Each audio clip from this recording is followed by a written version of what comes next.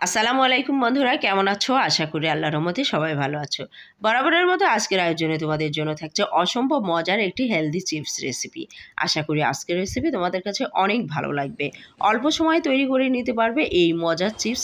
বাজারের অস্বাস্থ্যকর খাবার এড়িয়ে যদি বাড়িতে এই চিপস তৈরি করো তাহলে দেখবে ছোট থেকে বড়রা সবাই খুবই পছন্দ করবে।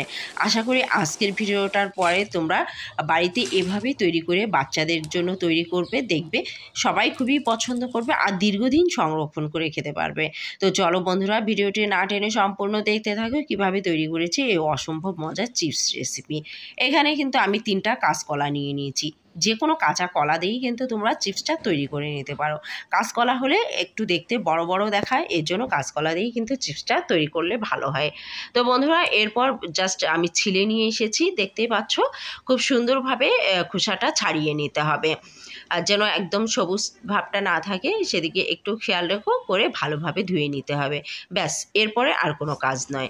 আর আলাদা একটা পাত্রে আমি এখানে 3 টেবিল চামচ পরিমাণ পানি নিয়ে নিয়েছি।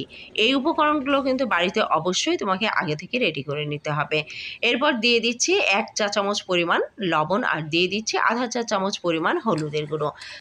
ব্যাস, ভালোভাবে মিশিয়ে উপকরণগুলো আমি সাইড করে রাখছি। আর উপকরণগুলো অবশ্যই কিন্তু স্বাদ বাড়ানোর জন্য লাগবে। তো আলাদা পাত্রে তেল দিয়ে দিচ্ছি, যেটাতে আমরা চিপসগুলো ভেজে নেব। পর্যাপ্ত পরিমাণে তেল দিতে হবে, অল্প পরিমাণে তেল দিলে কিন্তু ভাজাটা খুব একটা ভালো হবে না।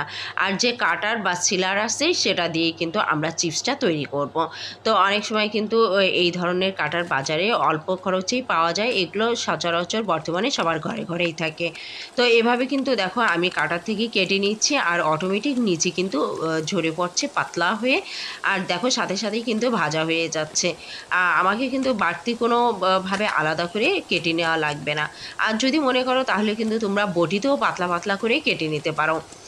ঠিক যেমন 50% পরিমাণ ভাজা হয়ে গেলে বন্ধুরা, সে পর্যায়ে যে আমরা তৈরি করে রেখেছিলাম কিছু উপকরণ, পানি এবং হলুদ লবণ, সেই উপকরণগুলো অল্প অল্প করে দিয়ে দিতে হবে। এতে কিন্তু একটু বুদবুদে মতন হবে, ভয় পাওয়ার কোনো কারণ নেই। আর এই কারণে কিন্তু ক্রিস্পি এবং লবণ আর হলুদের একটা স্বাদ গন্ধ চলে আসবে। আর এই চিপসটা খেতে কিন্তু দুর্দান্ত। তো বন্ধুরা দেখো, খুব বেশি কালার করার দরকার নেই, এতেই কিন্তু আমার ভাজাটা খুব সুন্দর হয়ে গেছে।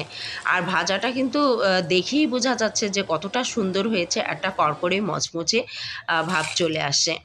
তো বন্ধুরা, আমার পরিবারের সবাই কিন্তু এই চিপসটা পছন্দ করেছে। আশা করি তোমাদের পরিবারের সবাই খুবই পছন্দ করবে। আর ভিডিওটি তৈরি করে অবশ্যই দেখবে যে কতটা মজার হয়েছে। যদি ভালো লাগে অবশ্যই আমার চ্যানেলে লাইক, কমেন্ট, সাবস্ক্রাইব করে পাশে থেকো এবং ফ্যামিলি এবং ফ্রেন্ডদের সাথে বেশি বেশি শেয়ার করো। তো বন্ধুরা, আমি একটি চিপস কিন্তু ভেঙে তোমাদের দেখিয়ে দিয়েছি কতটা ক্রিস্পি এবং সুন্দর হয়েছে। আশা করি আজকের ভিডিও তোমাদের কাছে অনেক ভালো লেগেছে। আর সে পর্যন্ত তোমরা বাড়িতে যারা আছো ভালো থেকো, সুস্থ থেকো এবং আমার জন্য দোয়া করো। আল্লাহ হাফেজ।